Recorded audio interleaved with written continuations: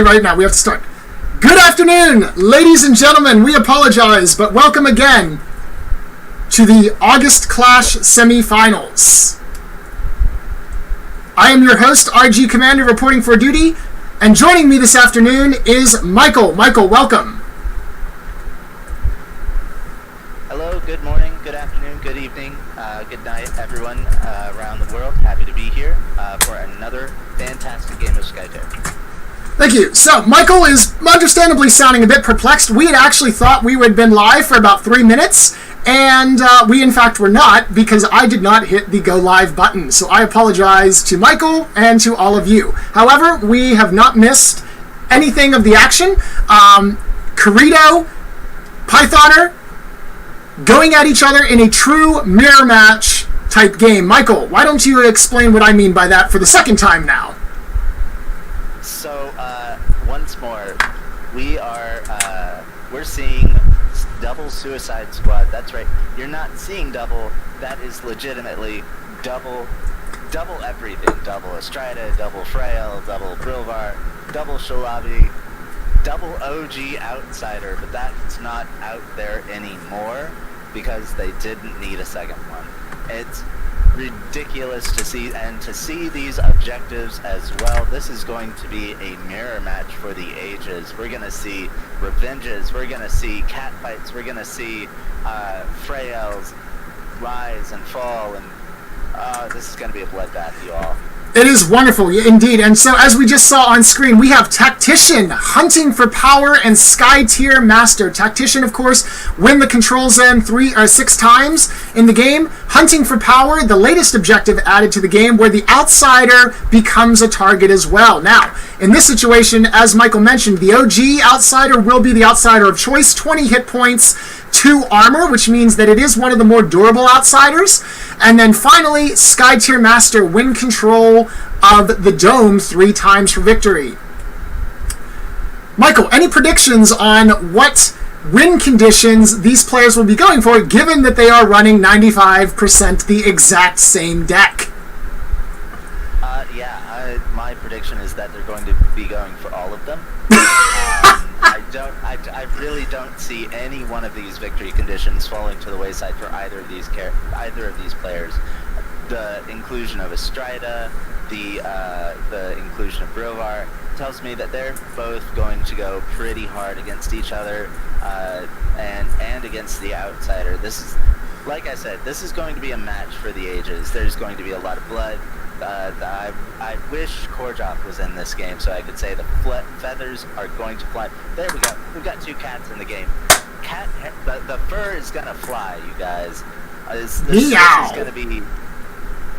gonna be a ridiculous match for Skytear, for the Skytear community, for the world, really. Yeah, it is going to be something very, very special. And we've mentioned the name Suicide Squad as the name of their deck. That is, in fact, the name of their deck. Kirito's specifically is titled Suicide Squad Mirror, and Pythoners is Suicide Squad version 2. So my guess is Kirito did make a few last-minute adjustments to the deck. But Michael, why don't you tell us the general strategy behind both of these decks, since we're going to be watching them try to do the same thing to each other? Yeah, so if you have not watched Suicide Squad play, the general strategy is to get Freyhell shapeshifted and adjacent to an enemy champion, and then to just completely destroy them with revenge triggers. Yes. With instant speed heal damage, with Skytear discharge triggers. There's going to be a lot of, like I said, a lot of revenging here, and that's primarily the trick to Suicide Squad, is that it plays around with Freyhell's piercing from her shapeshift, and Shalabi's revenge triggers on shapeshifted allied Leothan heroes. So we see here pretty, like, just basically a mirror of opening turn. It looks like Frail has Kirito's Frail. We'll call her the Red Frail. Has moved in, has worshipped, has led from the deck. Same with Pythoners Freyhel. And there's the worship. Very similar moves. It almost starts to feel like chess after a while, doesn't it? It does, absolutely. And a few people in the chat are saying that I'm very loud and you're very quiet. Me being loud is always a given, but I have turned your mics up, so hopefully you are now coming through a little bit louder. If we could get another note from the chat as to whether or not Michael's volume has increased. I've kind of turned his volume up, so hopefully you are able to be heard now. Because what you said please, is... let us know. Let us know in the stream or in the comments down below if you can hear me or if my voice is as quiet as a mouse's whisper. All right, meanwhile, as you mentioned, we see pretty much the exact same plays coming out. We do note, of course, that both players did bring the same 4 heroes. Freyhill, Shalavi, Astrida, and Brilvar did make an appearance for both of them. And as you mentioned, they're going to be, well, mirroring their moves from each other.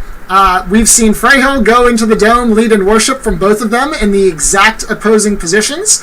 And Brilvar has moved into the dome now for Kirito. So we will see now, does Pythoner continue the mirror, or does he do something different? All right, and meanwhile, I'm going to see if I can play with the volume to get you louder. Am I still too quiet? It seems so. Do I need to start shouting? Hello, everyone. That may have to be the result here, because I kind of have you maxed out for the most part. Wow. That is... Let me see if I can increase my own volume. Okay, I've put you up to 200% in Discord, and I think I've got you up about as high as I can on OBS, if I'm not mistaken. Which, to be fair, that's gonna have to be the way this goes, because I don't know what I can do over here to increase my own volume. My mic is maxed out. As I say, I've got you maxed as well. So I guess in this case you may indeed have to shout. So hopefully they have a quick game and we don't completely tear your vocal cords out in the process. Here's hoping. So it does look like Pythoner has mirrored Kirito's movements.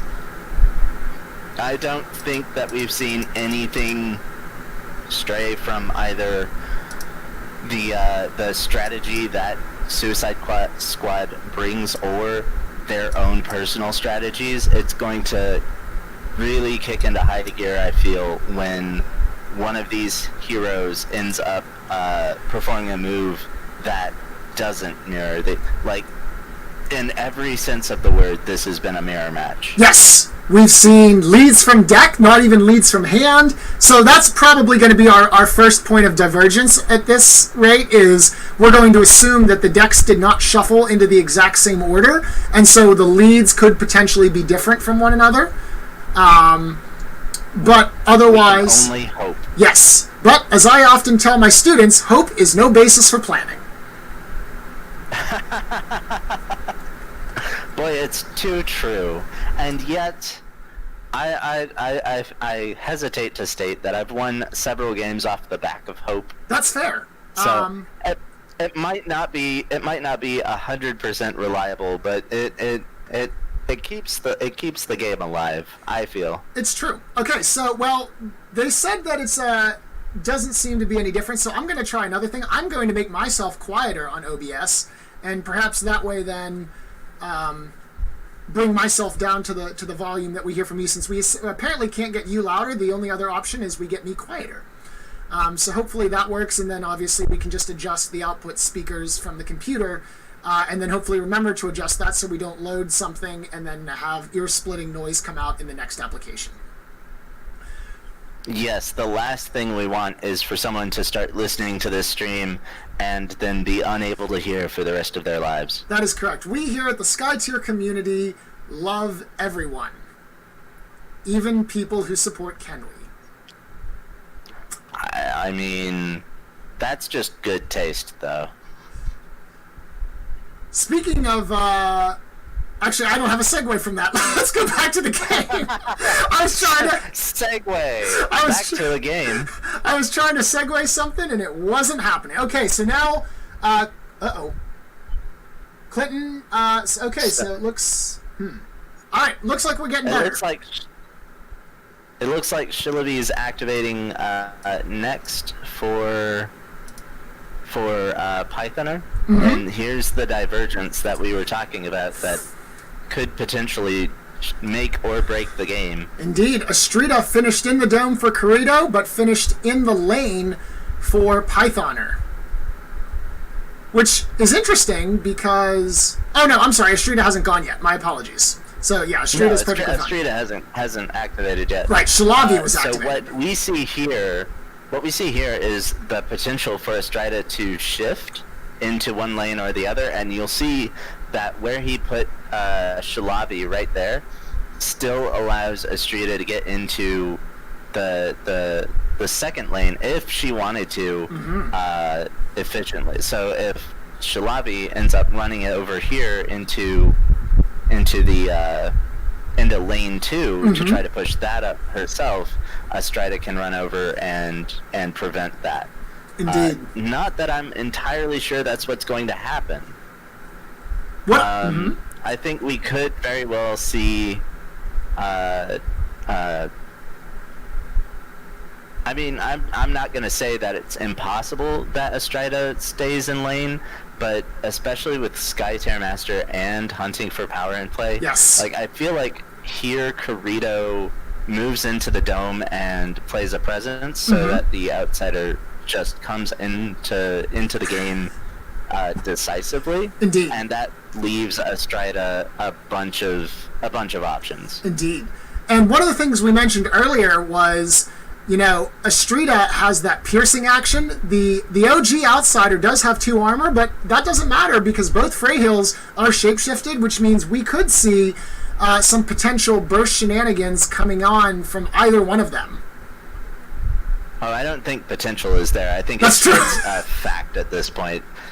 When you see 2 Freyhills, 2 Shalavis enter into the dome together with hunting for power in play, there's gonna be burst damage. Like, it's you can't really deny it at this point. So the question becomes, how many Skytear discharges are we gonna see chained together? Or none at all. Will this become a let's heal the outsider to death? Yeah, or maybe not even to death.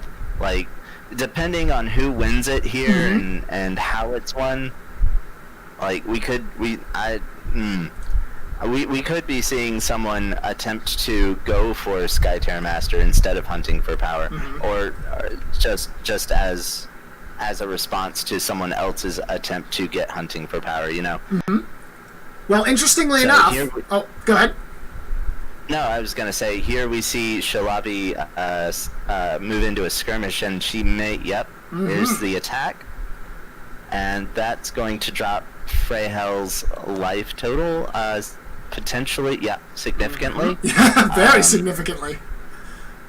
Potentially. There's always the chance that you flip 2 plus zeros, then it's only 3 damage instead of 5 in this case. And actually, shouldn't she have +1 armor? Shouldn't she have +1 armor? Yeah, because she's shapeshift within range of Brilvar. If you can ping them, or... Yeah, that's perfect. Uh-oh. I have somehow put a blindfold on. I have no idea what just happened there. Yeah. There you go. Okay. Yeah, no. That happens all the time. To me. Like, I'll just start typing, and then TTS will throw everything into the abyss. Yep. Speaking of into the abyss, I now need to zoom in because it looks like we're staring down into the abyss. So, okay, there we go. Hopefully we're back, and hopefully I picked the correct side. Yeah, control zone 1 is on the left, 2 is on the right. Everything is hopefully right and good with the world now. It looks all right and good with the world as far as the game goes, but Frael's not feeling too good, I don't think. Well, she's still got 12 hit points, so... Oh. Okay, so... Okay. What? So... Oh, I see. So here, Kirito didn't play the presents like we expected. Indeed. And there's a charm... From Shalavi. I'm a little surprised I didn't see Frael's revenge trigger on Shalavi. Right. Maybe he didn't want to start that cat fight. I mean, I would all be for a turn run cat fight because that could have exploded very quickly. I think the record... Oh. Was Shalavi shapeshifted? Oh, that might be the issue. Yeah, I don't... Okay, yeah. That might be the issue. She wasn't shapeshifted. Yeah. So... That is one of the things. In order to actually begin flipping, you do need to be shapeshifted. Yes. Yep. For sure. Alright, so we have very little action in the lanes. Both lanes are actually going to push here. And... Well, depending on who's got what underneath the cards, since everybody has led from the deck, somebody's going to win the dome here. Because I have to feel between 5 cards, somebody's pulled a 3. Although if they both pulled 3s, that would be hilarious. That's more than likely to happen. However, Kirito only led twice, and opted instead for a third lead to heal... or to deal a decent amount of damage to Frael. Indeed. During his turn. That may... Oh, here it comes! Charm! Charm is going to steal away. Nourish was played in an attempt, I presume, to start dealing some damage, but Charm is going to steal away, or at least delete, the effects of the shapeshift token. Yep. Now, here's the question is, do you steal the shapeshift token off and heal your own Frael, who's taken a decent amount of damage already, or do you just delete the shapeshift and prevent a counter charm? Indeed. From... I think you take it here, because a counter charm isn't going to hurt that much. Right. It's not going to come back from Frael unless they use the flux, and then at that point you're totally fine taking 3. Yep. Okay, well, meanwhile, the other thing, too, is when you take that shapeshift, Freyhill's Mistress of Withering or Mistress of Life will kick in, or is it the Queen of Life and Mistress of Withering? Anyways, and so you do get some bonus healing. So we did see the flip there. The +2 from the Skytear Discharge did heal Pythoner's Freyhill back up to 15, or excuse me, back up to 16. So she's basically been topped off. And as we see now, looks like we're going to resolution. Nobody else wants any more shenanigans. We have a push in lane 1. We have a push in lane 2. So we're going to spawn some minions there. And then we're going to resolve the cluster bomb that is the dome and is definitely not COVID safe. Ladies and gentlemen, we would like you to observe right now. Oh no! Are you going to be kidding me? Oh my god! Oh my gosh! Wow! How did this? How? Wow! Okay, so for those of us watching and still have our headset on, I would like to apologize for the noise level. I do as well.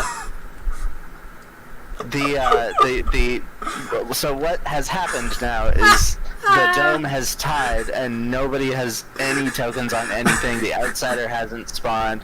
The only difference between anything that happened in round 1 and anything that happened in round 2, or anything that happens in round 2, is that there are more minions on the board and everyone starts in the dome. Yes, lane 1 has and 3 minions. Who has the worst positioning? Who has the worst positioning here out of Kirito and Frael, Kirito and Pythoner, do you think? Well, let's see. So I have to change the camera real fast to take a look and peek here. But so on Kirito's side, Shalavi and Brilvar have the shapeshift. Down on Pythoner, only Astrida is not shapeshifted. So I would argue that nobody's in range of Brilvar taunts from either side, so I'm going to say that Pythoner has the Pythoner has the advantage just by the fact that he's got one more person shapeshifted, but like I don't really know how to assess this because this is the most non-interactive round one that I've ever seen. The most this is terrible. Insane So situation I've ever seen in Skytear. So keep going. This you have to agree with me that this beats the cat fight that occurred on Ashen Pass that one time. I agree. This is literally a whole lot of nothing. A whole lot of nothing. There's nothing to analyze.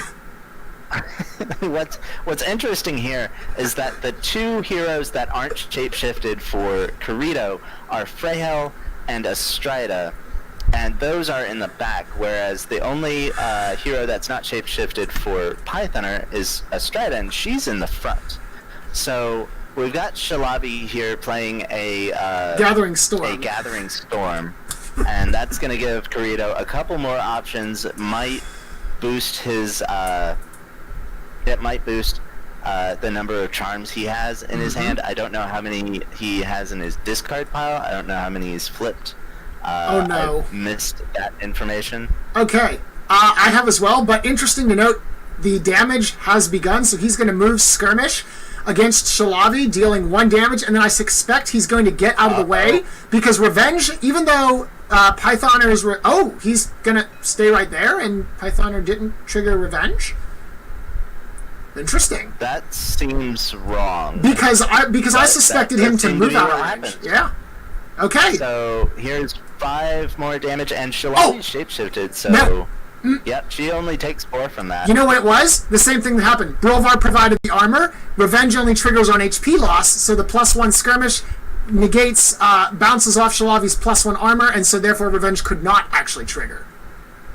That makes sense. Okay, so on this 4 health lost, it's now up to Pythoner whether or not he wants to revenge. Do it! And we could very well see that cat fight that we talked about earlier. Because... go ahead. I don't know that if I'm Pythoner that I want to revenge here, but what's worth noting is that Shalavi is now disarmed. Yes. And that's going to mean that her damage output on her turn is going to be much less than Kirito's Shalavi on his. Okay, so no revenge occurred. Interesting.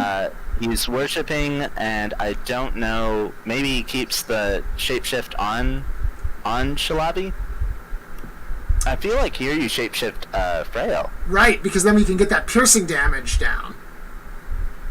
But also, with Shalabi right in the middle of things, maybe you just keep her there. Well, that's what he's doing. Shapeshift Shalavi, keep her topped off to prevent any potential catfights, and the activation. And it looks like Pythoner is actually going to activate his Shalavi now. So let's see. I wonder, since he's disarmed, does he continue to fight the heroes, or does he maybe attack some minions, try to get lane 1 pushing, and then make his way back into the dome? Although I guess if you wanted to fully take advantage of Shalavi, you would have to blow both move and skirmish to get within range of that, but you could move over, attack 1 minion, and then skirmish back into the dome, although that would put you right next to Red Freyhel, which is probably not a good idea. Yeah, I don't know that that's the play that I would make, although that play does have merits. Well, it doesn't matter because Freyhel's going. So here we go. So what does Freyhel do here? Freyhel attacks? Freyhel. Yeah. Freyhel is attacking. Blue Rill is going after Red Rill, and both of them are not adjacent to each other, so there will be no revenging off of this in any way. Now, it does disarm Freyhel. It does. Important to note, Astrida's ability does allow for disarms of any shapeshifted... when a shapeshifted hero within 3 attacks and deals damage with the attack action, that does disarm the target. So now Freyhel is disarmed, and although Freyhel can get piercing while shapeshifted, disarm still affects you even with piercing damage. So reducing any potential damage coming out of Freyhill, and then we see a lead from hand this time. Okay, so I'm going to get that bet. That's a 3. Yeah, no, it has to be. There's no way he bluffs here.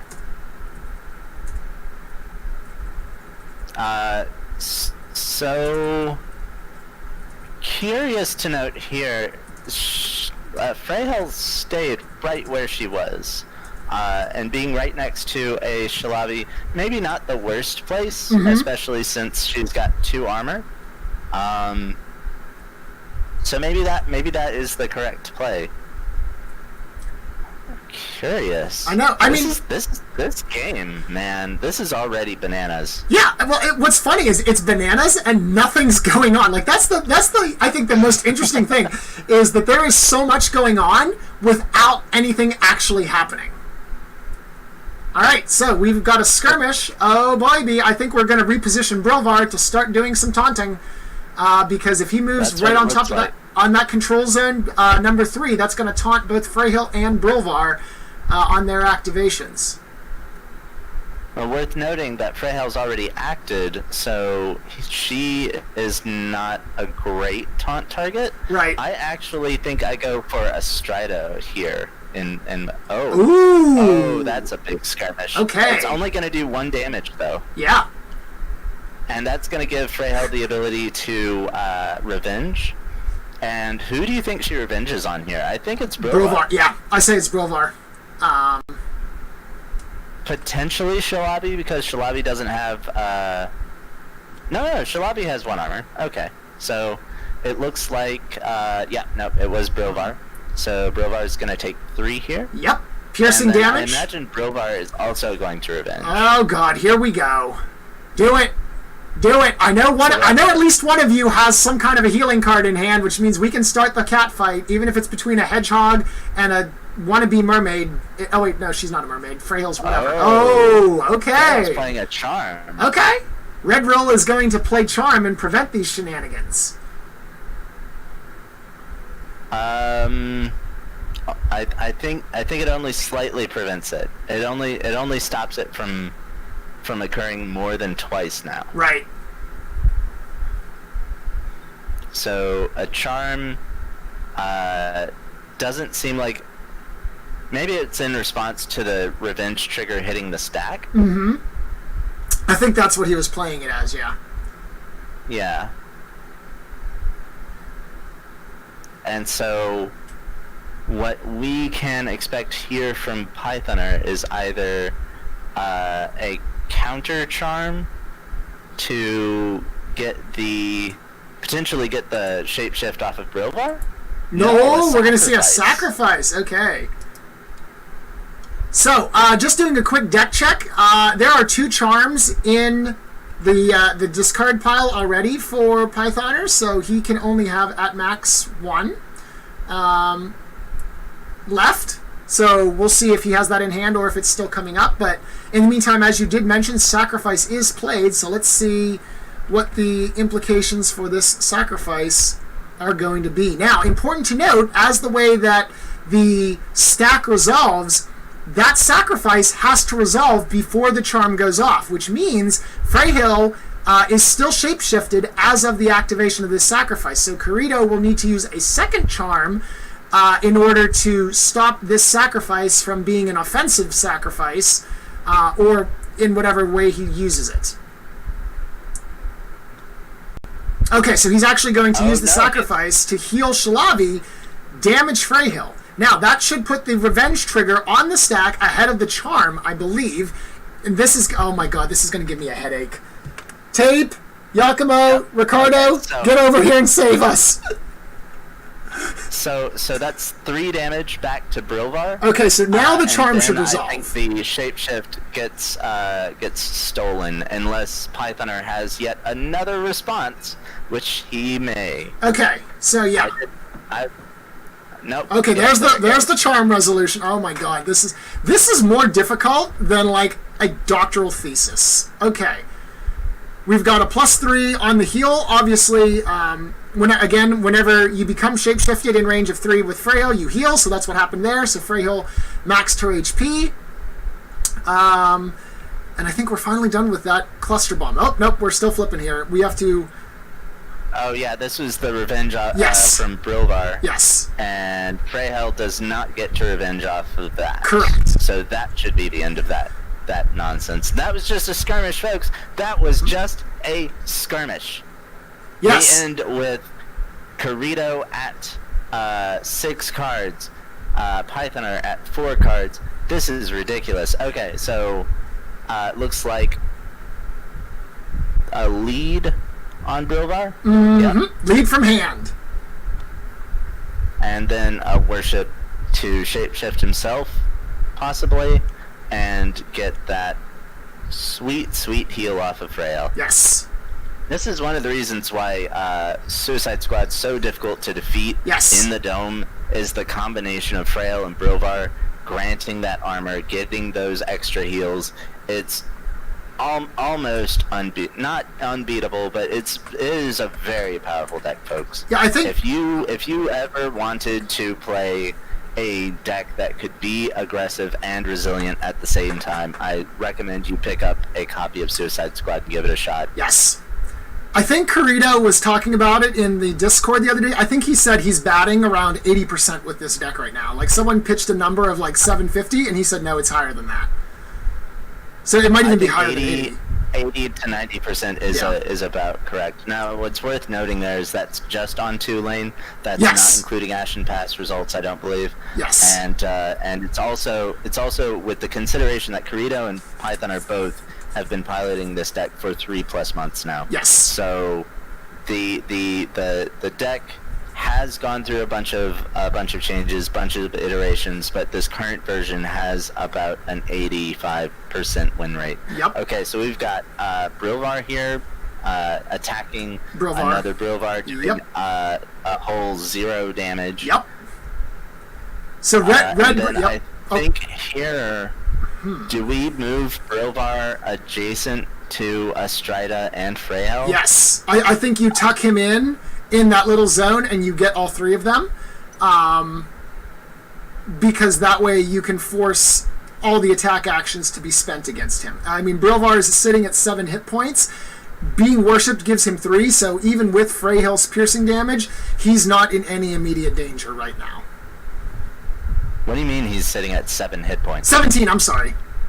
Numbers are difficult. Okay. Sorry. I was very confused. I'm sorry. I was scared a little bit for Brilvar. I'm looking at 17, I'm thinking 17, and I'm saying 7. I have no idea what's going on here. Hey, you know what? Numbers are hard. It's true. And we play Skytear. Yes. This is the most math-intensive game I've ever played, you guys. Alright, so it looks like we have the attack skirmish worship. That's going to take the end of the round for Brilvar. And so now it looks like Redville is attacking. And so she's going to flip for +0. But of course, as we mentioned, she does have that piercing. So Brilvar will take 2 damage, down to 15, not 5. Oh, wait. Or is Freyhel not activating? No, Freyhel's activating. Okay. So it... Oh, she's disarmed. That's right. I forgot. Freyhel is disarmed. So that cuts the damage in half. Yep, so Brilvar is going to have the opportunity to revenge here, and I don't know that he takes it, because Freyhel and Brilvar are both shapeshifted. They both have plus armor. Yes. So maybe you revenge and get some damage on Astrida? Well, there's the flip. Which is what it looks like. Yeah, that's what it looks like happened. Yep. So, so we're gonna skirmish and deal some damage to Blue Freyhel. Blue Freyhel's gonna take 1 whole damage and then get no revenge trigger because she doesn't have any shapeshift. Mm-hmm. That may have been the play. Instead of shapeshifting Brilvar, you shapeshift Freyhel and give her some health, some resiliency. Yes. Armor. So that may have been the mistake of the game right there. So one thing to note, obviously we still do have 2 activations left from both of them. No one's played a presence yet, and presumably with leads from the hands, they both have 3s, which means we're setting up for another whole round of nothing. Oh man. So as the heroes exhaust here, and you'll see this, they'll hold on to a Strida as the last activation in case they can move into the lane and make a pressure play. Yes. It's going to be tense. It is tense, folks. This is the tensest blue mirror match I've seen. Now, granted, I haven't seen a lot of blue mirror matches, and even fewer Suicide Squad mirror matches. This is tense, folks. It's palpable, right? Yes. Like you can feel it.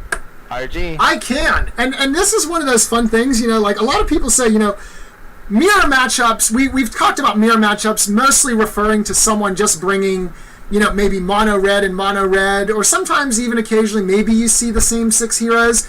This is quite literally a mirror matchup in the most strict definition of the word, because even when you bring the same heroes, you tend to have some differences in cards, whether those cards are, overall just different cards, or perhaps the distribution. For example, I might have my Nourishes on Shalavi where you have them on Astrida, or something of that nature. This deck is pretty much identical in every respect, except Kirito made a grand total of like 3 card changes that are different from... Maybe. Yeah. That's about it.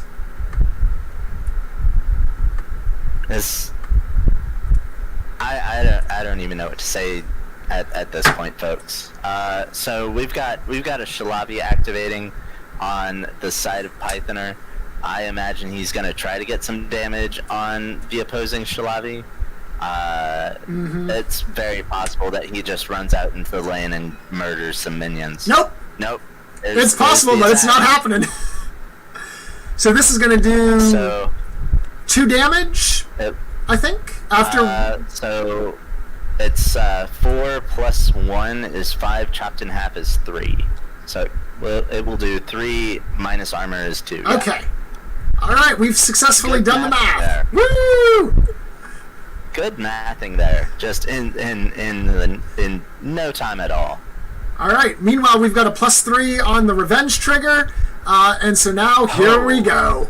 Although wait a minute, Freyhill is not shapeshifted on Pythoner side, so that's the last we're going to see of that. That was probably a misplay. Not shapeshifting his own Freyhill first. Right. No. Now, having an unshapeshifted Freyhill in Suicide Squad is no bueno. That very well. Why are you moving him next to the shapeshifted Brovar? I don't. Why would? I have no idea what's happening here.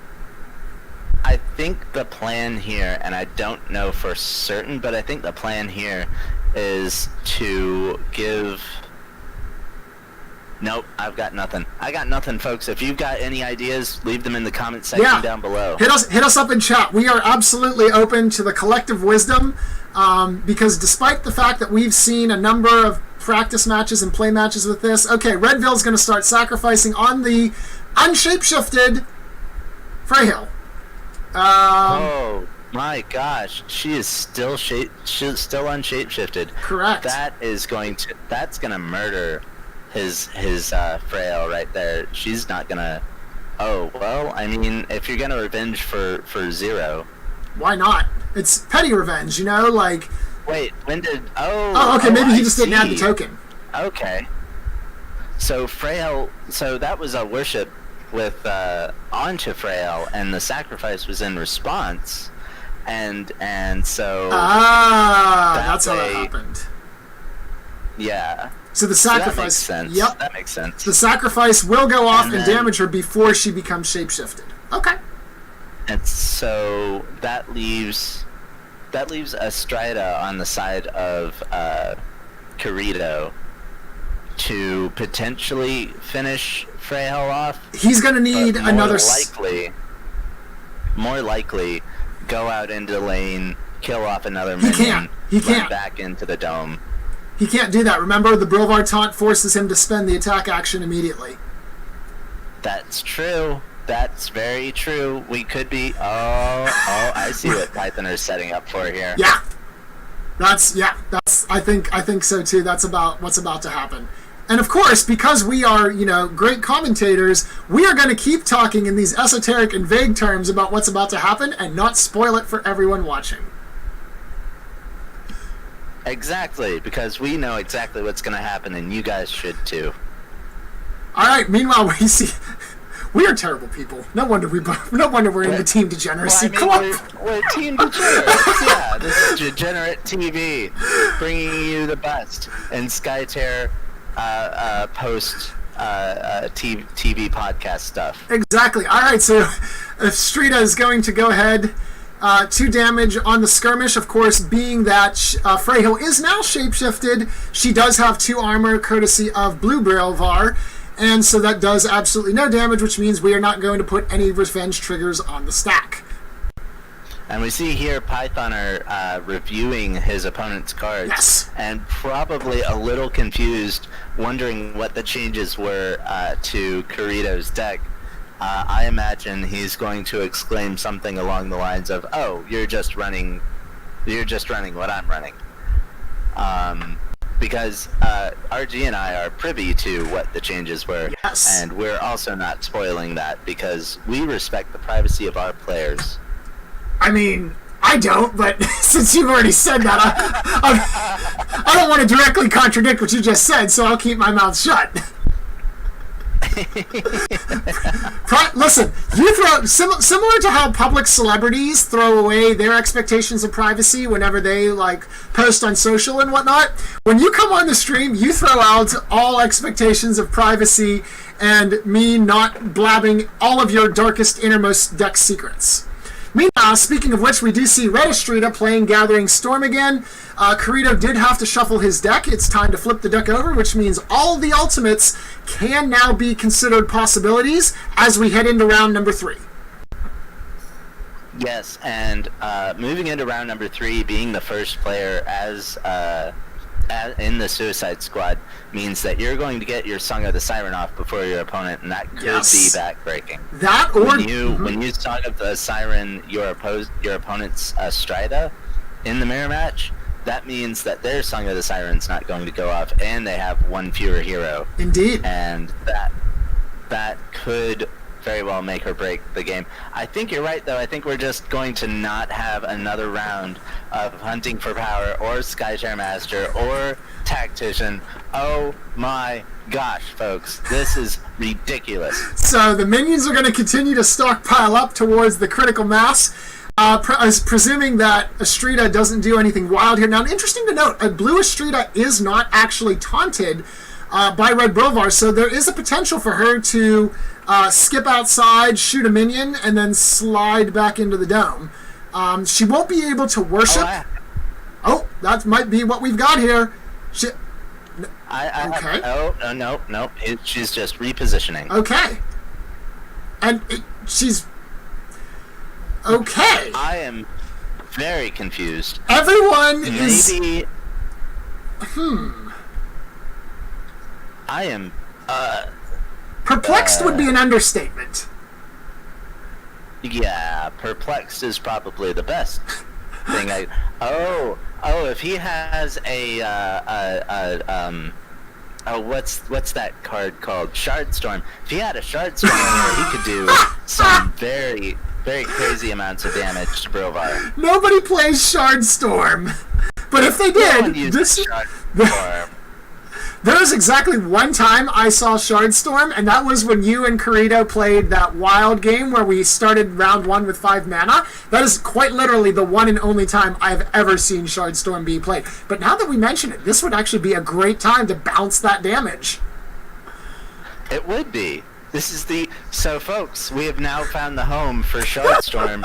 It is Suicide Squad V3. Tell your friends. With the mirror matchup, oh my god. Okay, so, remember how I asked you at the beginning of the game what your predictions were regarding what victory condition, and you said all 3 of them were going to have equal attention? You were correct, because all 3 of them have absolutely nothing being played towards them. Oh yeah, no, I know how this deck works. I've played against it numerous times. Oh my god. I think the only objective that doesn't get attention from this deck is obstinacy, and that's because it wins before obstinacy becomes a thing. Yes. Okay, so round number 2. Again, nothing happened. A lot of things happen, and nothing happens. And we see Kirito pinging the objective saying, yeah, nothing is happening to avoid any of those win conditions. Yeah, it's going to be as soon as one of the Freyhells drops, yes. It's going to explode. Like that is my expectation here. We see Kirito discarding a Chasm, which has me very, very confused as to what he's got in his deck, or hand rather, and I would not be surprised to see an explosive turn this round. I expect to see a lot of ultimates flying, so let's talk about it. You talked about Song of the Siren. Important to note, in addition, Song of the Siren is an action card. However, we have reactions in Glacial Rebirth, as well as Shalavi's Dance of the Predator. So we could potentially, if Kirito attempts to like instantly exhaust, and given that Estrida has been selected as the first hero to go this round, that seems to be very, very likely. There's really only one card that's going to prevent a Song of the Siren from doing a whole bunch of damage, and that's Chasm. Yes. And that's because Chasm's going to be able to push Estrida right out of the dome. Yes. Now, if Kirito sees this line of play, he's going to be, well, see, I say that. It's really any Chasm-like card. Right, so a sinkhole would work as well. Sorry, what? A sinkhole would work as well. I was agreeing with you. Yes, yeah. So, any card that pushes Estrida out. Now, if Kirito's wise to this, and he probably is, he's going to move Estrida before he attempts to hit someone with a Song of the Siren. Yes. Also worth noting, because it exhausts you, it's going to take that shapeshift right off, along with any other conditions you may have. Yes. So, there's the Song of the Siren. We see here that he did not move Estrida beforehand, which means... And there's the sinkhole! There's the sinkhole. Bye-bye! Oh, that's bye-bye! sinkhole. So, Kirito's probably... annoyed? Like, biting his fist right now, trying very hard to not scream. Or maybe he is just screaming because only Pythoner can hear him. We don't know. I mean... in a game of Skytear, like, I try not to scream myself. It's true. Like, it's true. Even though it's just me and my opponent, like, I don't want my opponent's ears to split. It's true. And I you know, everyone wants to be a good sport. It's about, true. You know, their wins and losses and whatnot. So now, I will. Go ahead. I'll let you finish your thought, but then I do have a point. No. I was just gonna say I would always want to have, at the very least, the guise of good sportsmanship. Certainly, I will. I would like to comment though on your comment. I have a response to your comment.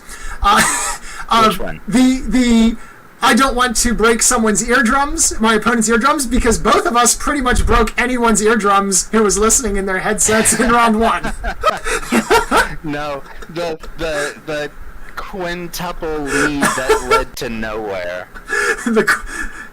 We all led from the deck. Surely something is going to turn up. Nope, you would be wrong. No, super wrong. Okay, so we have some sinkhole action. So, and so that's why Kirito. Response. Okay.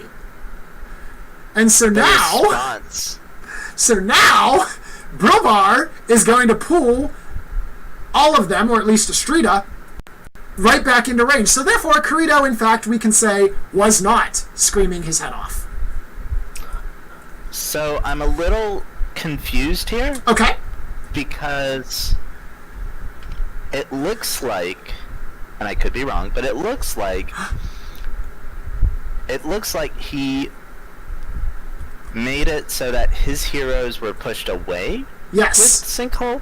And what I would have done personally is push Freyhell away with sinkhole. Strider. Granted, double sinkhole means that any of that movement is moot. Right. For that purpose. But I know why. Brilvar would have taunted all three of them. That's true. That's very true. So that would have saved the time. You kill two birds, one stone. Yep. So that's very true. That also makes sense. Oh, there it is. That's what I wanted to see. Glacial Rebirth, Freyhill's reaction ultimate. So Glacial Rebirth is going to heal. It is a global healing effect to all allies, and then anyone within Freyhill's line of sight takes damage as well. Now, of course, because if she's shape-shifted only. Yes, because she's shape-shifted, that damage does occur. So we're gonna scroll down here real fast to get that card. Oh no. Oh. And then we have Dance of the Predator. Because there's a Dance of the Predator. Okay. Wow. So remember how I said about all those reaction ultimates? Here we go. Here we go. So let's recap what the stack is. No. Is that a second sinkhole? No. Oh, okay. Yeah. We're just placing the cards. He's okay. Determining the stack at this point. Okay. Yeah. Okay. Which, to be fair, again, the stack has gotten absurdly no. Oh, okay. We're putting that on the bottom. Okay. Yeah. I was gonna say the stack has gotten fairly complex at this point. So let's recap. Fairly. Song of the Siren is pushed away from a sinkhole, which has since resolved, so that's why it's not on the stack. That sinkhole is Kirito's sinkhole, which was responded to by a Glacial Rebirth from Pythoner, which in turn was responded to by Dance of a Predator. So now I don't think it looks like we're going to add any additional effects, thank God. And so let's start resolving this giant kerfuffle. Holy crap. Alright, so Shalavi is shapeshifted for Kirito, and so that means that Shalavi will get to use Dance of the Predator's effects twice, move up to 3 hexes, and then deal 2 cards plus the flip to an adjacent target. So, and that target is most likely going to be Freyhell. Yes. Which means Freyhell's global heal is not going to go off, and Pythoner will just be left with a sad, basically a sad board state where he's 2 champions down. Yes. So we have a comment from a certain member of the chat that states, "The more painful this is for both players, the better. Players of this deck are only allowed to feel pain." Well, certainly, there's certainly a lot of pain that's about to come up. That would be. Who was that? We will not call out members of the chat because, again, we don't like to make the community uncivilized, as you so mentioned. So we will let that certain person remain. And oh my God, nope, we're adding on to the stack. So never mind. The stack continues. Oh my gosh. So now we have a Nourish on top of the stack.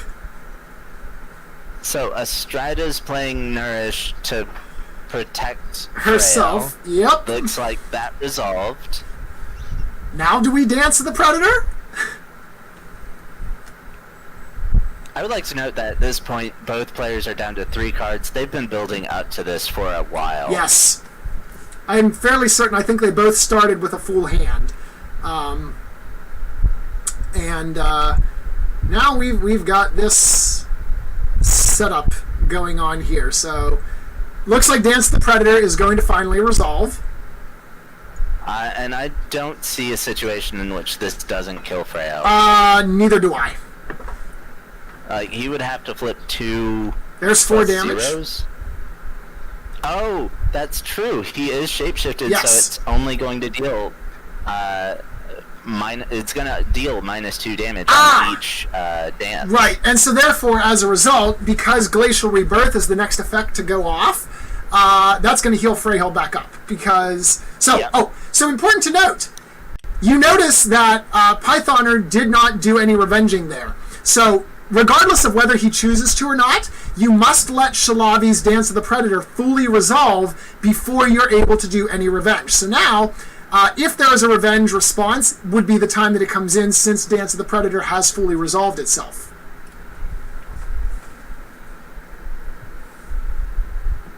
Doesn't look like we're going to have any revenge, though, which probably makes sense. Freyhill's getting a little bit low, and any high flip result from Kirito would bring Freyhill basically within the kill range. We see now the Glacial Rebirth. Freyhill is the only one damaged on Pythoner, so he heals up. Everybody takes damage on Kirito's side because they're all within 3 of Freyhill. That's resolved. Now we go to the sinkhole. Oh, nope, first we have a revenge. So Shalavi decided to trigger revenge against Freyhill. Those are the only possible options that could have happened there. But it is a -1, so no damage. Now, he could have revenged with Brilvar, I think. Brilvar is not Brilvar is adjacent to Brilvar. Yes, that is true.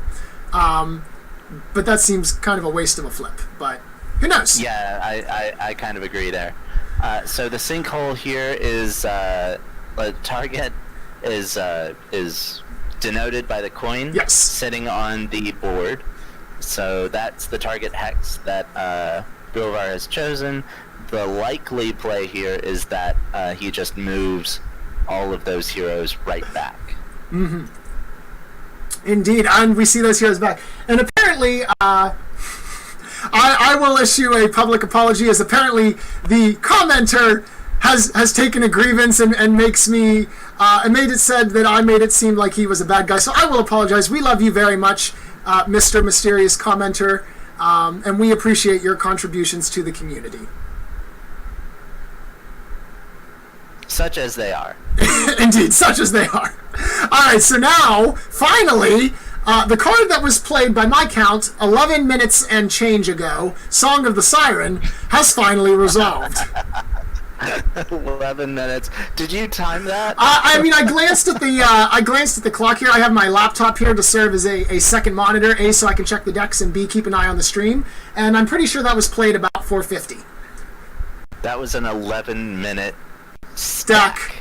So this is one of the reasons why I love Skytear, is because it provides for 11-minute stacks. So you don't see that in other card games. No, in Magic, that stuff resolves in 2-3 minutes max. Yep, that's even at a high level. Alright, so, meanwhile, we do have some attack damage going off there. We saw the flip. Sacrifice only dealing 1 damage there. Freyhill does have all that armor being within range of Brilvar. And so we will see what happens there as a result. Freyhill does become disarmed. Important to note, again, being within range of 3 of Astrida and Shapeshifted allows your heroes to disarm on the attack actions. And so, there we go. And as especially considering this was Astrida that was activating. Yes. Ricardo points out that tomorrow morning they will still be here at turn 246, still not doing anything.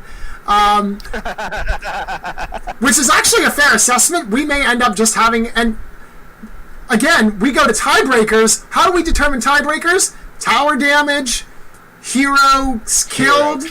There have been none of those. Like, we're going to be they're literally going to play here, and Ricardo or Yakumo is going to have to come in and be like, okay, guys, we're going to have to try this another time because it's time to start the qualifying match.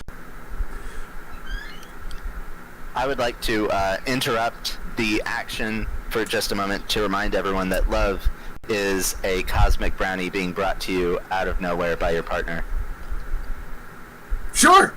I could go for some brownies. Brownies are good. They are very good. Okay. Anyways, back to the game. Back to the action. Or lack thereof. No, this is definitely a game. Oh, it is a game. It is a game that exists. Again, starting to feel like chess. Yes. Ooh, you know what? So Kirito has 3 heroes that are maxed out on mana now. Yes. He still has the Flux, which is interesting because that means that any one of them could play a charm at reactionary speed. Yep. Oh no. We see a lead from deck. Oh no, not this again. We're going to lead from the deck and we're not going to have anything happen. Okay. I'm ready. There we go. So the final action, Astrida is going to worship herself, heal up 2 HP there from Freyhill's Queen of Life ability, and pass it over. Now, as you mentioned, Song of the Siren did exhaust Pythoner's Astrida, which means she's just going to be sitting there in the dome, not doing anything for this turn. Now, you say not doing anything. What you really mean is just contributing one control point to the dome. Right, you're right, yes. She still contributes that control. Yes. And she still has access to her mana as far as reactionary effects go. And it does look like she still has 2 mana available. Yep. Shalabi still has 3 mana available. So in terms of positioning, I actually would give the nod to Pythoner. Yes. Now, given that situation, Pythoner's Frail's at 6. Right. And that's probably, that is why he's activating her right now, is because he doesn't want Freyhel to die without actually having done anything. Right. And important to note that while Kirito is down to 3 mana total, not counting the Flux, all 3 of those mana are on Freyhel, which means that we could see a Glacial Rebirth coming out of him as well, which, given that Freyhel can deal damage from her position to Pythoner's Freyhel, she could be killed this round. We might finally see that she's going to die this round. We might finally have blood on the board. I have no doubt that she's going to fall this round. The real question is how and when. Yes. If she falls late in the turn, then she could be contributing math to Pythoner's formulas that were then removed. Right. Whereas if she's removed early, depending on how early, she could come back as early as next turn. Indeed. Or she could just open up space for Kirito to get into better positioning. It really all depends on how late Kirito wants her to die at this point. Right. Now, I've said all of that, and I feel like I also need to say this. He only has 3 cards left in hand. Right. And if those, I don't see him not having a sacrifice, but I don't know that he uses it on Frail here. Yeah. Let's see. All right. This is a very interesting game. Yep. All right. So Yep. She's gonna run. So Freyhel is gonna run and worship. That's going to allow her to heal, bringing her up to how much? There we go. Oh, only 2 on the flip. Up to 8. Okay. So that does make it a little bit more challenging.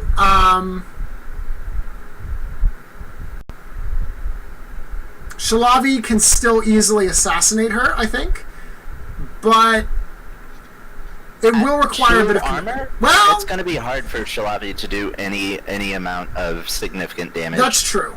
That's true. Okay, so maybe Freyhel's all right then for now in that positioning. Maybe. The real question is what is Kirito's Freyhel going to do? Because right now she's the one with range, she's the one with piercing, she's the one that can get to Freyhel and really mess her up. She's also she's also the one that has all of the mana still available. So yes. It's a question at this point of how does Kirito want to position his Freyhel to potentially kill Pythoner's Freyhel. I said earlier, I had no doubt that Freyhel is going to fall. Well, now I'm not so sure. And here's the thing. So think about this too. There are 3 chasms in Pythoner's deck. Shalavi has to get onto the perimeter of the dome in order to target Freyhel. So Red Rill is able to target Blue Rill from where they stand, but if Shalavi were to come over and try to help out, Shalavi could be ejected from the dome with a chasm. Freyhel, as Blue Shalavi still has all 3 of her mana points, if she ejects Shalavi from the dome, that could potentially finally be the tipping point to get the outsider on the board. So we can only hope at turn 3 of this game of Skytear that something actually happens. I'm not going to say that this is the first game that's gone to turn 3 with hunting for power in play. I think this might be the first game with Suicide Squad that this game that this has gone to turn 3 with hunting for power in play. I don't think I've ever seen a deck rip through an outsider quite so efficiently. Indeed. Alright, so we have a skirmish action declared here. Shalavi has been the activated hero. So the question is, does Shalavi run the risk of going over next to Freyhill? Now, that will put her in place, and you can skirmish against Freyhill, but as you mentioned, with 2 armor, the skirmish is likely not going to actually do any damage. So while you could get in position for the attack, that does mean then that she could be chasmed out. And so the question is, do you chasm now in order to prevent the attack's damage and thus make it harder for Red Rill to kill? Or do you save it? Because obviously the final action then, if you chasm Shalavi out after, in order to prevent the attack, Shalavi's just going to move back into the dome to add control value. So do you save it? Do you not save it? I think is the question that is going to have to be answered. I feel like it all depends on how sure you are that your champion isn't going to fall from potential damage, right? Well, with Freyhill still needing to activate and having all 3 mana, unless you've got healing cards in your own hand, I'm not sure that you're confident, because 8 HP is not a lot of damage for Freyhill to rip through when she's got 3 mana.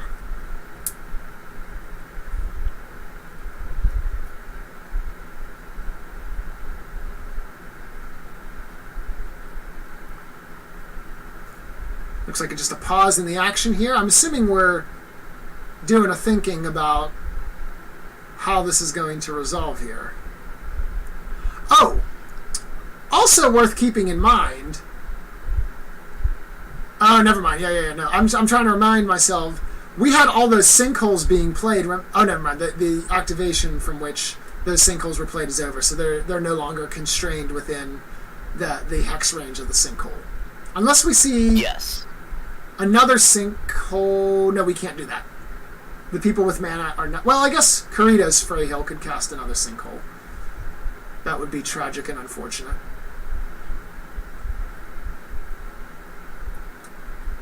This is very interesting, because, like, we're sitting here. Normally by turn 3, there's at least a board state where either A, one player has pretty much got the game on lockdown, or B, both players have at least some route to victory.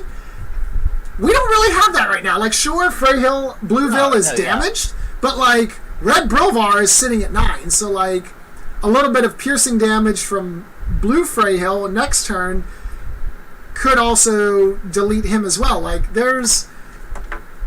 this is, I think, the first time I've ever gone to round 3, and I'm like, I don't really know who's got a board state advantage. No, I don't think anyone really does at this point. Sure, you've got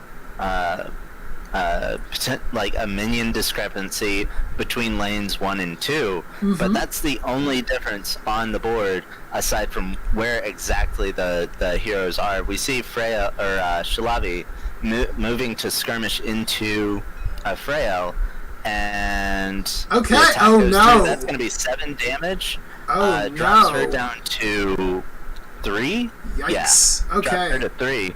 Now, and I think he's okay with this, and here's why. I think he has either heals or a chasm, like you said. And if he has the chasm here, then what he can do is he can wait for the direct damage from... Nope, no direct damage from Freyal. I think he's just... I think Kirito is just biding his time, waiting for the correct moment to strike on Freyal before actually, releasing the killing blow, so to speak. And there, we did see the flip there was the Glacial Rebirth from Kirito, which means he doesn't have that card in hand. So no, just Freyhill raises her hands to the heavens and heals Blueville to death. So with that being said, we need to see now what the response is obviously Brilvar is going to activate and attack Brilvar. That's going to do absolutely nothing because Brilvar doesn't have high attack damage and Brilvar has high armor, so that's going to bounce off and resolve. And now we'll see what Brilvar decides to do that he's done attacking Brilvar. I think what we can expect here is for him to move adjacent to Estrida and Frail. Yes. And just try to keep them pinned down. Yep. So you mentioned that's basically what we're seeing here. This is just a merry-go-round of death at this point. Like, Kirito's heroes are moving away from Brilvar. Brilvar's following him. And then Pythoner's heroes are moving away from Shalavi, and Shalavi's following them. Like, this is a twisted merry-go-round of math and death. Yep, and so Freyhill only takes 1 damage as Brilvar is disarmed, so disarm does affect skirmish damage as well. So despite the fact that there was a really nice 3 flip on that, nothing overall. So we do see Freyhill triggering Revenge against Brilvar. That's going to deal 2 damage as Freyhill is shapeshifted, so there's the piercing Revenge damage. Now, does Brilvar flip on either Estrida or... Nope, he's just going to Worship. I like this play because that's going to force Freyhill to taunt, attack him with the taunt, and thus make it a lot more difficult to kill Blueville without any kind of healing magic card. Yep, and here we see Kirito looking through his opponent's list. It's pretty standard procedure at this point at high levels. Yes. You just want to get a feel for your opponent's deck after it's all completely flipped. Yep. I find that hard to believe that this is Pythoner's first go-through, though. This is turn 3, and playing Suicide Squad typically cycles through your deck faster than that. So perhaps he didn't get as many revenge triggers? He didn't get as many revenge triggers, and also I think Kirito's had a couple more leads from deck. No, actually, no, I don't think that's accurate. I think Kirito only had 2 in the first round. I think it's just, more revenge triggers have been popped by Kirito. That makes sense. All right. So that is the attack? Yep, from Freyhill. Yeah, that was the attack. And then I imagine we can expect either a skirmish or a move. I expect a skirmish here. I would also agree with that. I think a skirmish because... Nope, it's going to be a strength over pain. Okay. It's going to be a strength over pain. She's I think she's just going to try to chunk down Brilvar here. No, I think she goes for the kill. Freyhill's got 3, Blueville's got 3 HP. With a Frenzy, you go ahead and kill her. Nope. Going after the... Oh, that was the revenge trigger. Yep. There it is. There's the target. There's the attack. Is there a healing card? No, there's not. And bye-bye, Miss Freyhill. Okay. Finally, we have blood. Pythoner did a fantastic job trying to keep Freyhill alive. Yes. We can see here he's doing everything that he needs to do to clean up. So I think what we can expect then is that oh, that's a presence? That is a presence. That is big. Is it though? It is. Like he's got the advantage at this point. I don't think that he needs the presence here. Well, here's why. Because his leads are from deck. So so we don't know. Those could be ones again. We saw that in round 1. If Pythoner throws out a lead from hand and ejects one of Freyhill, or Estrida or Shalavi, it's possible that the dome control would still go to him. The dome control could still go to Pythoner. That's true. So we've got Pythoner here activating Shalavi attacking Brilvar. Yep. And so now, as a result of that presence, Shalavi cannot both play cannot both play Chasm and play Presence. Estrida doesn't have enough mana to do that, to do the Chasm, and Presence is an action, so she can't play it, and Freyhill's dead. So now, we'll see what happens here. So Brilvar going to take a little bit of damage there from the attack, and Does he revenge here? I think he does. I think he does as like, well. I'm fairly certain red has the health advantage over blue at this point. Yes. So, I don't think you not revenge at this point as red. As blue, perhaps. Like, I don't see Shalavi revenging against Brilvar. Right. But yeah, yep. I think that's going to be the revenge, and there it is. Okay. So no damage. not really any damage dealt, and that I think you're okay with as red, because it still gets your deck pushed through. Yes. All right. So with that, that was the attack being resolved from blue. So now let's see what he does here. I mean, there's no time warps in their deck, so they don't have to worry about any end of round activation shenanigans or anything like that. Yeah, there also aren't any shoves. Right. And so that could... No, I was just going to say that could have swayed the game in Pythoner's favor. Indeed. So, looking at this, there is nothing in the deck aside from like a Skytear Discharge, which really doesn't matter so much, that Astrida could play. At this point, she could obviously play a Nourish if there's a card of that in hand, although we would have seen that in order to save Freyhill, so that's obviously not in hand. So really, Pythoner's only working with Shilavi's 3 mana if he wants to do something. I don't know what you do here. I mean, I guess... No, that wouldn't matter. If Brilvar is the only character that can activate on Kirito's side next round, or the next activation, I don't know that you're terribly concerned. Well, maybe he moves... Maybe you're worried that he's going to move Brilvar out, so you move Shalavi out, especially since you can't contest the dome. That's true, so that is fair. Brilvar moves out to respond to that. Right. So... Yep, and that's a really good point. At this point, I think as Pythoner, you know you lose the dome, and so at this point, you send Shalavi, perhaps maybe in lane 2, kill off 2 of those minions, and finally get the lane pushing. In the chat as well, yep, mentioning as well, you can draw on the tactician points. It would be 1-to-1 for tacticians, so obviously Kirito would gain an advantage in Skytear Master as well as dropping the outsider on the board, but at least as Pythoner, you're not falling behind in the tactician gameplay. Right.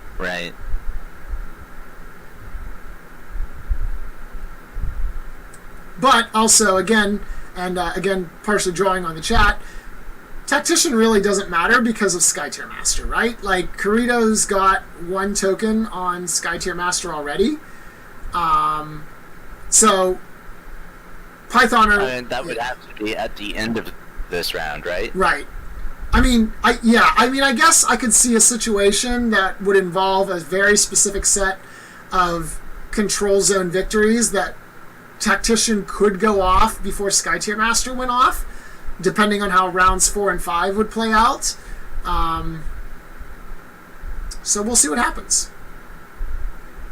So we see things starting to slow down for both players. Yes. And that's primarily because they're determining their own ability, right? Mm-hmm. They're trying to figure out what exactly they can do as far as still fighting for jockeying for position. Yes. Primarily on the side of Pythoner, I think Kirito's perfectly happy with his position. I agree. I mean, he's got control of the dome. He's got a hero advantage. He's going to get a Skytear token advantage. Like, I don't see any scenario where Kirito thinks, this is a bad spot to be in. Given that, again, you're playing the same deck minus 3 card differences. Alright, looks like someone's betting on hunting for power. as a possible victory condition. Someone's making the statement, Nexus is unlikely, but still possible. That is correct. Nexus is only possible turn 5. Neither of these players have a trample or anything that could get the control zone within damage range this round. And so, therefore, we would have to move it this round, instantly destroy the tower in round 4, and then instantly destroy the Nexus in round 5. And here we see Brovar coming out to contest lane 2, which is something we kind of expected. Yep. And I would not be surprised to see a lead from hand to ensure that lane goes your way.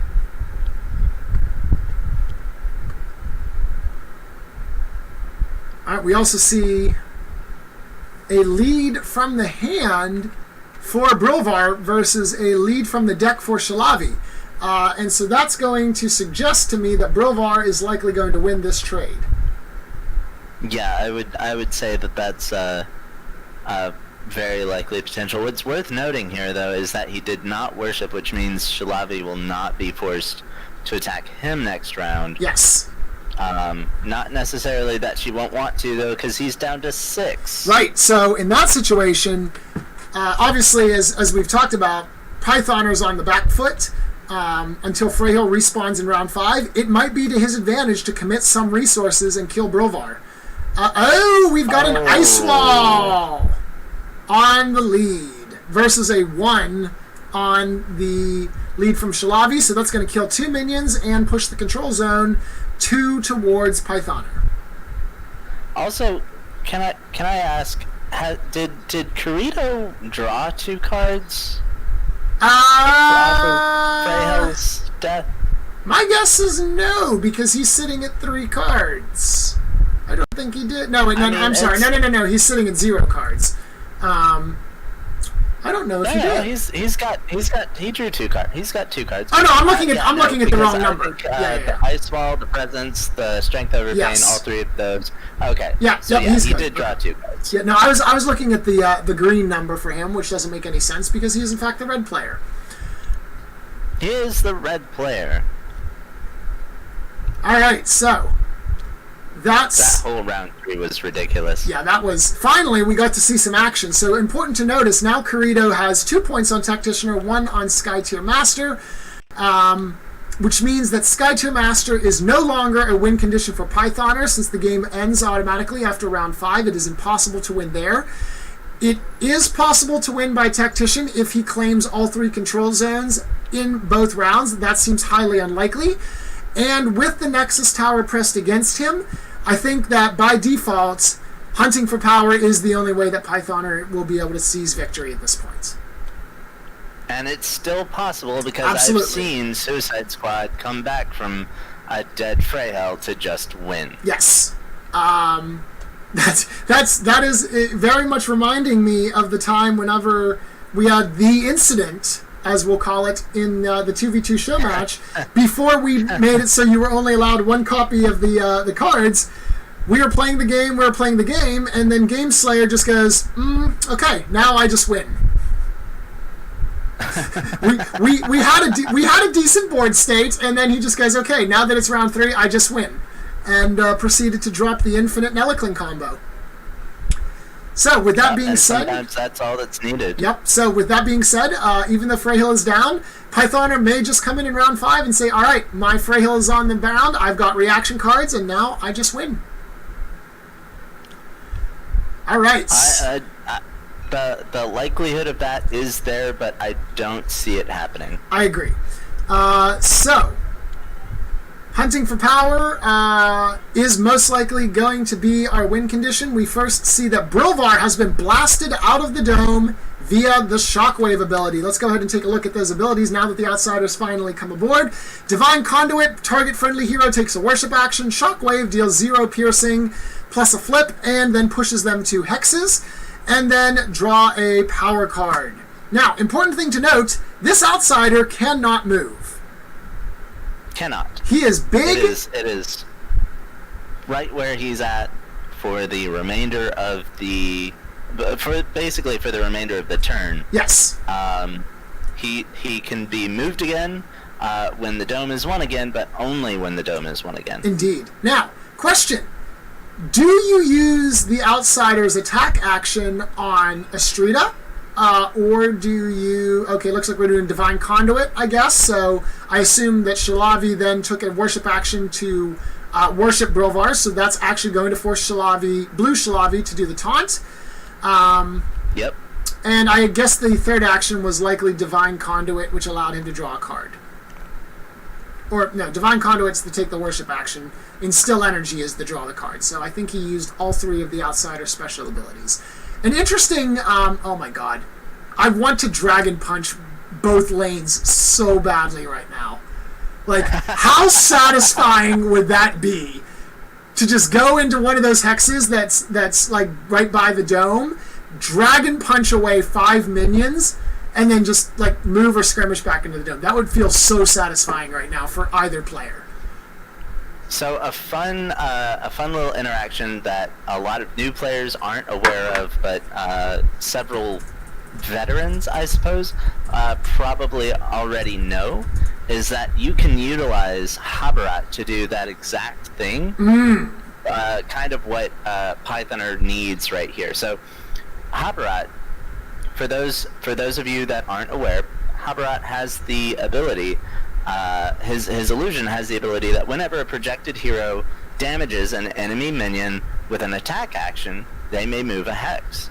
Well, that translates to multiple movement if you damage multiple minions in the same attack action. So if you've got Habarat and you cast Dragon Punch on him, he can clear out an entire 5 minions, and that will grant him 5 movement over to the other lane, where he can then follow it up if you've got a lead or some kind of frenzy that he's got on him, and just basically clear out 2 large gaps of minions in the span of an activation. Yeah. And, that's actually one of those interactions that I didn't even think about. That's a really good use for Habarat, And that's what I love about this game, is that even though, obviously, we've had some rule changes here and there as the game has grown and evolved, but we're still discovering new rules and new interactions that can take place without ever having to have needed one of these adjusted rules. My favorite one is the teleporting Neliclin stunt, where Neliclin is able to play power cards through the pillar. You can use Rampant Hatred to essentially then skirmish from the pillar and teleport Neliclin, which is awesome. I think my favorite kind of off the wall combo so far has been utilizing the OG Outsider's worship ability to give Yami a worship and displace her somewhere else. And do some extra damage. I love that interaction between the OG Outsider and Yami. Yes. Alright, meanwhile, Freyhill is activating. Freyhill is going for a skirmish action. And, we're targeting the Outsider. So here we go. The Outsider started with 20 hit points, is now down to 18. Yep. And so the game has started. Freyhill is down 4 HP from an effect that I'm not sure of. Yeah. She shouldn't be at 7. She should be at... she's not in range of Brilvar, so she would have taken 3 there. Okay, so that's what happened. That makes sense. They still need to move that up to 8 instead of 7. Right. Do you want to ping them, or do you want me to? I think it'd be easier if you do. Otherwise, I'll probably end up pulling the curtain down again or something.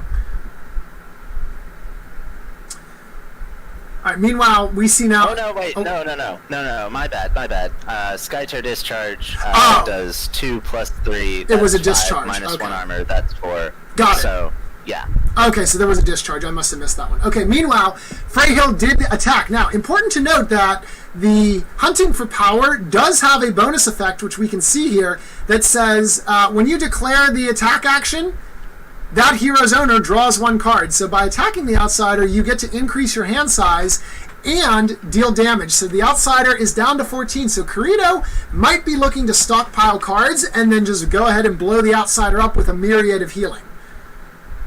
And that's probably what he's going to do here. I expect... No. Yep. Don't do it, Kirito. Yep. No, God. I hate this move so much. Don't end in the dome, Kirito. That's a bad move. You're getting greedy, man. He's going to get zapped. Greedy. Okay, so for anyone... go ahead, Michael. Go ahead and explain what we just witnessed.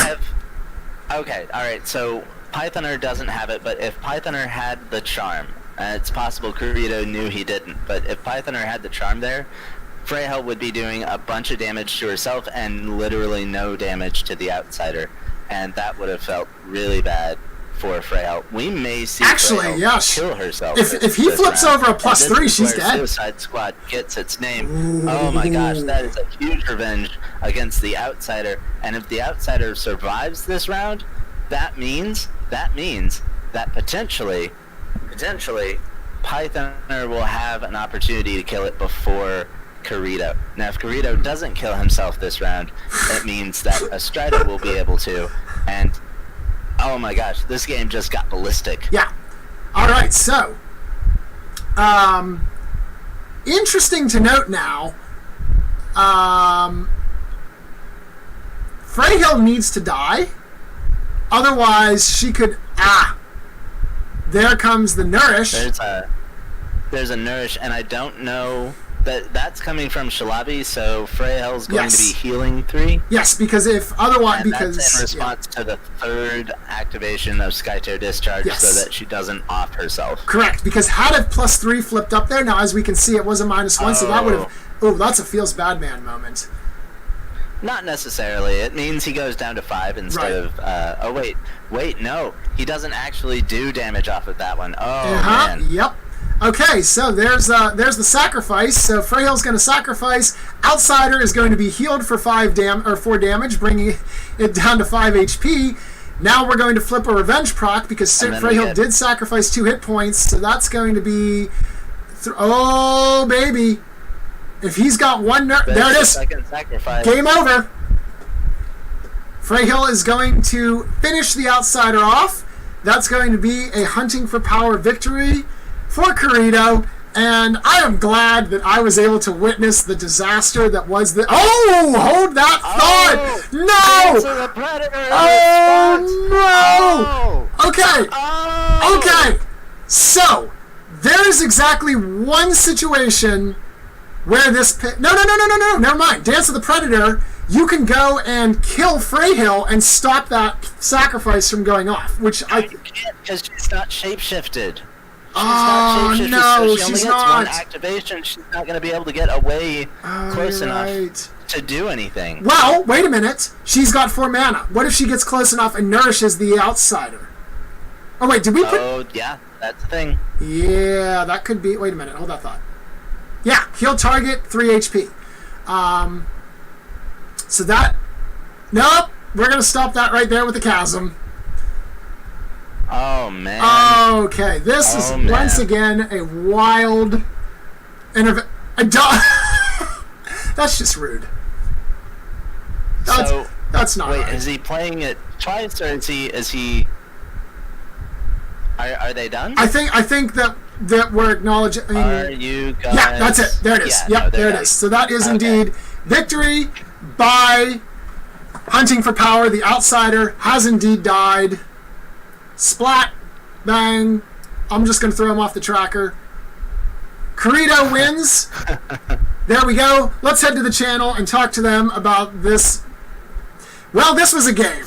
We're going to say that. Sounds good. Yeah, it sounds good. Getting confused is what we're doing. Don't worry, we were confused as well. Did you enjoy the first 3 rounds? Did you enjoy the first 2 rounds of nothing? That was. Do you understand? Do you understand why we don't want to play this mirror match? That was peak degeneracy. I think is the best way to put this. Just peak degeneracy. Yes. This is one of the few matchups where it feels like losing the coin flip is just so devastating because it means that he was able to activate his Shalavi first, attack, do a bunch of damage to, and disarm my Shalavi. And then it's like, now that I'm down by 4 or 5 health, Yep. I don't want to revenge back because that's a losing fight. Mhm. And I don't know how much healing he has in hand. Also, we both had Song of the Siren in hand, and I went first, so I was Yeah. able to exhaust your. That was. Do you know? I'm pretty sure that took like 10 minutes for you guys to resolve that entire disaster of a chain. Yeah. Only 10 minutes. Yeah, I know. Oh my goodness. That was This- quite a stat.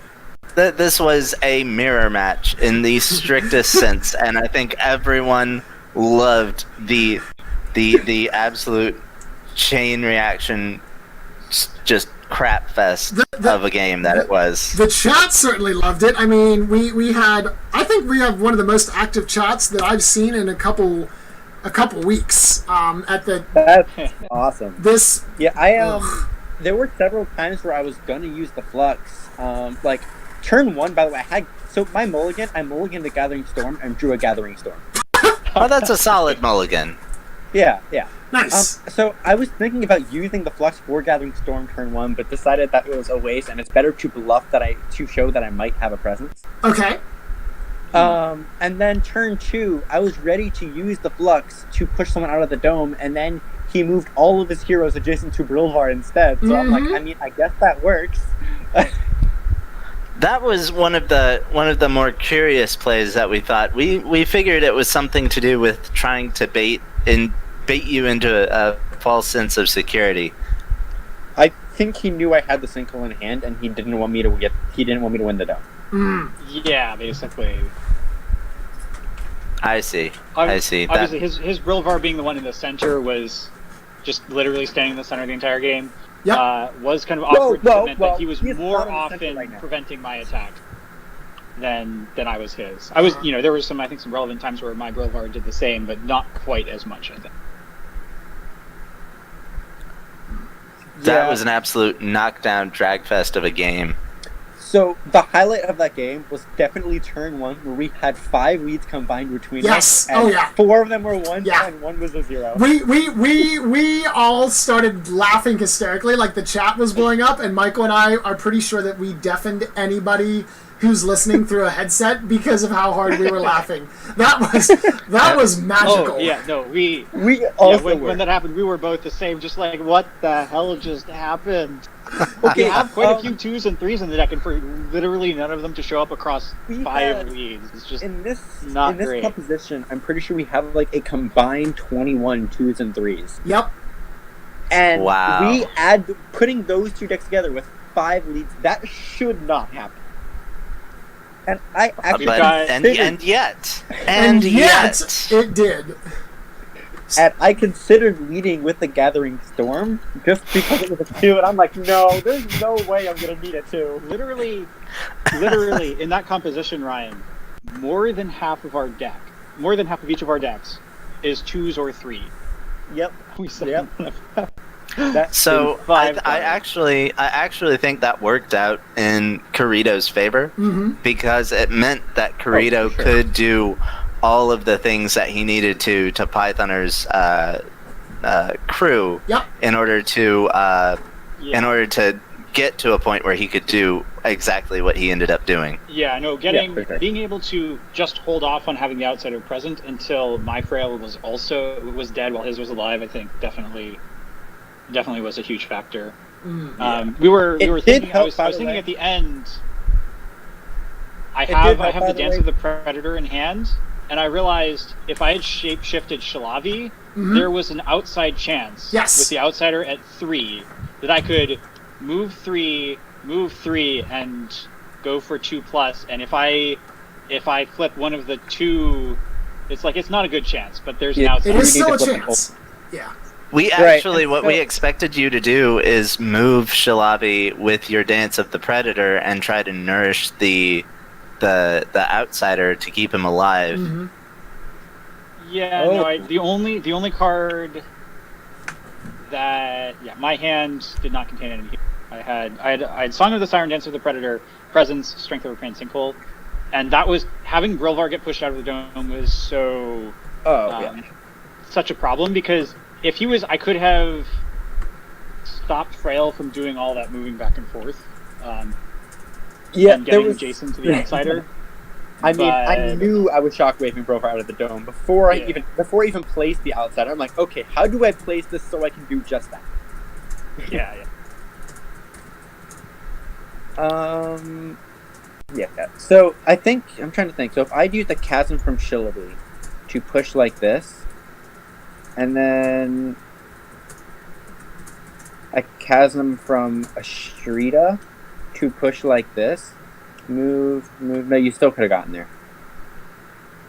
Oh, what if I did a chasm from Brilvar and pushed you back here? And yeah, I think so. Even if you had shapeshift, I used a chasm from well, Brilvar no, but and a chasm then my Brilvar sinkholes your Brilvar in the dome, so that you can't target that head. Yep, that is true. So yeah, you would have been able to get that flip off at least. And so the question is, there's one ult in the graveyard, one ult discarded, 2 in my hand, and so the question is, this card 121. What is it? Nope. Okay.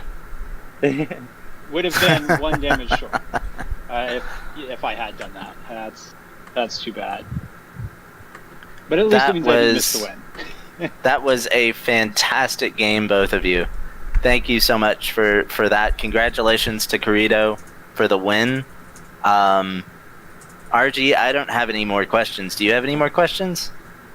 My only question is, when do we have to witness this catastrophe again?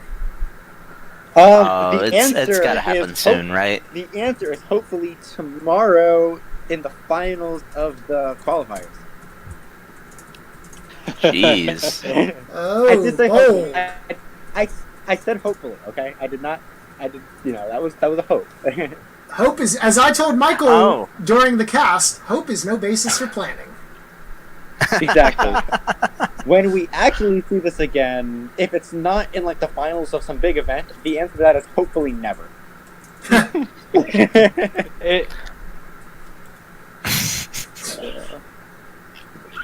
I will say this. I will say this. It's very obvious to me that the deck requires a great amount of skill and forward planning. Yes. That you can't just shuffle this list up and run it and it just wins. Yeah, there's definitely. Just when do you shapeshift? When do you not? How do you get yourself in position so that you're in range of everything, and shapeshifted when you need to be is definitely even drafting the heroes is complicated. Oh yeah. Yeah. I also want to note that there were 3 games that finished in between the start of this game and the finishing of this game, and all 3 of those games were on the 2 lanes. Yeah, Commander, you said like, oh yeah, we'll be done in like an hour and a half, and I'm like, really? No, I don't know that I believe that. That was wishful thinking.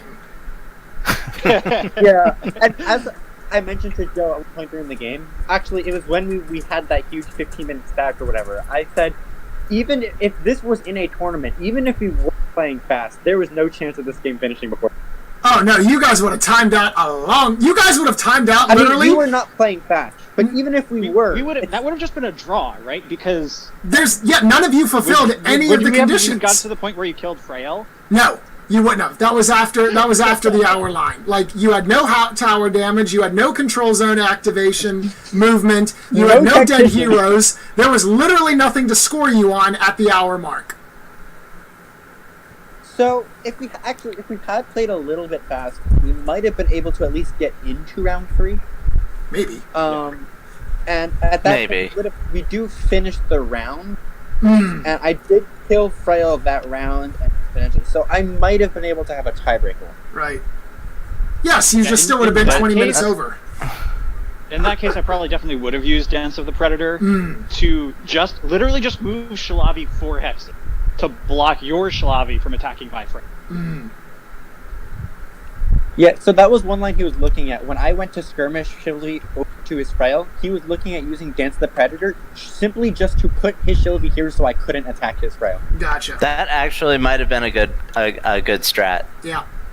Yeah, that's why it's like it feels bad to use it like that, to not really get any value off of it, but at the same time, the question then was, did he have enough on Frail to after I get Brilvar in position and force his Frail to attack my Brilvar, like, does he have enough to then afterwards kill Shalavi?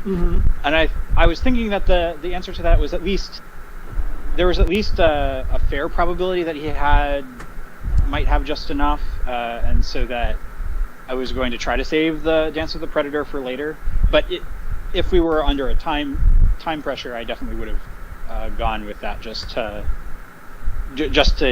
minimize the chances of losing Frail right before time. That makes sense. Now, fun fact I just noticed.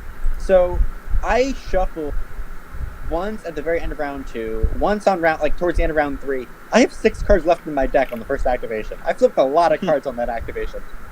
Oh yeah, we're aware. We are aware. Oh yes. Also, are you happy, Commander? The last time I was on stream, I disappointed you by not using the discharge thing. I did it this time. Are you pleased? Yes, you have pleased me.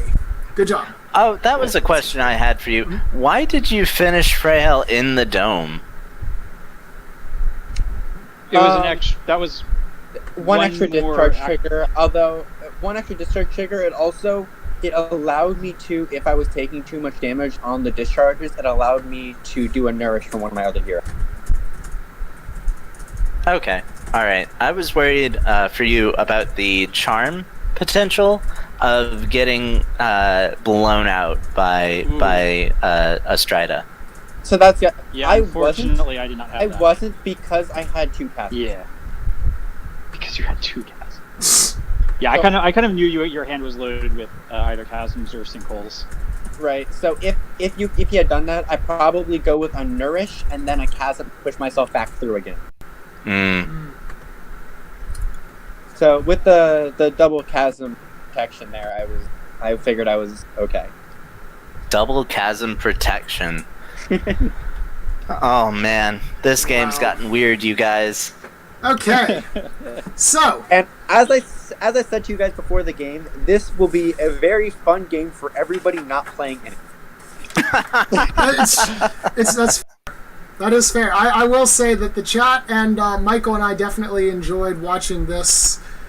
As we said, this was a game where a lot happened, but a whole lot of nothing resulted. Yep. Yeah. And it was beautiful. My favorite part about the game.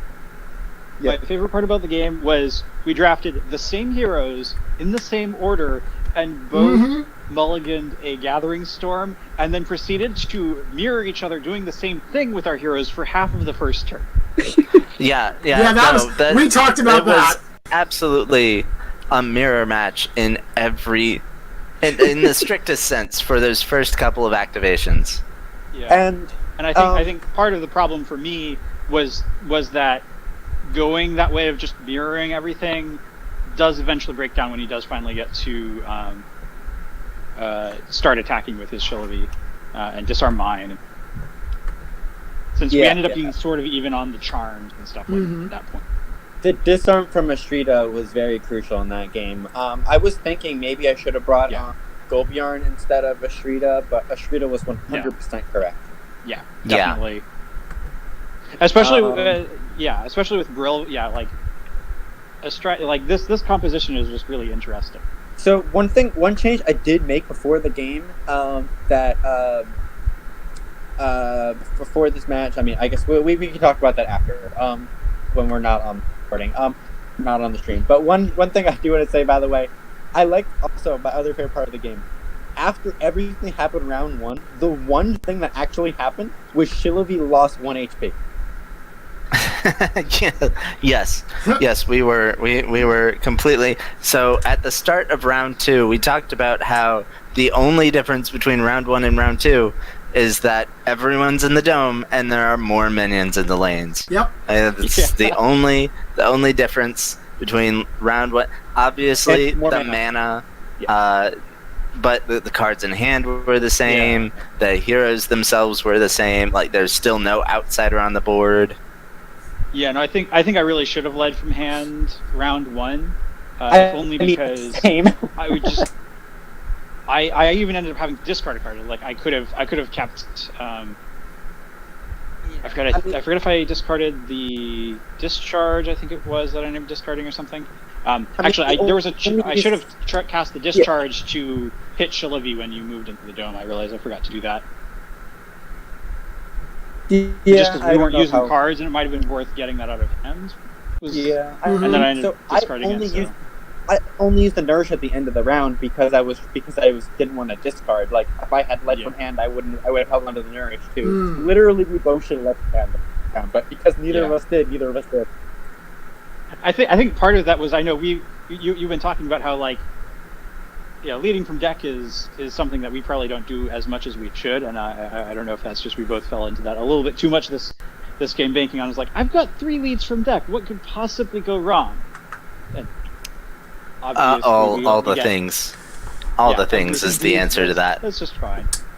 All right, well, this has been a lot of fun. I hate to be the dad that comes in and says it's time for lights out, but we do have to, unfortunately, wrap things up here. So want to give a final congratulations to Kirito on the victory. Pythoner, that was still a really well-played game for quite literally the exact same deck being played.